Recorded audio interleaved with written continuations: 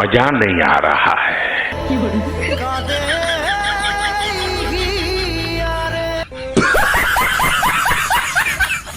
ভাই তৃণমূল হেরে যেতে মানুষ উঠলো জেগে।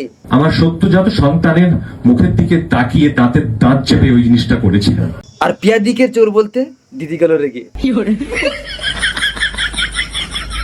वाह क्या एक्टिंग कर रहा है। গৌতম দাস মিলন ভৌমিক, তারপরে ওই মানে ওরা সব মিলন ভৌমিক, গৌতম দাস, এরা সব নোংরামি চূড়ান্ত করলো। আর যেভাবে আমার শরীরে হাত দিল, শ্লীলতাহানি করলো, তোমরা তো সবাই সাক্ষী। झूठ पे झूठ बोलती जा रही है, शर्म नहीं आती। যা সালা কেলো করেছে, এ সালা কেস শ্লীলতাহানি করেছে, বল সালা কেস কাটবে, ঠাকুমা তো আর থেকে শ্লীলতাহানি করছে। প্রায় 40 থেকে 50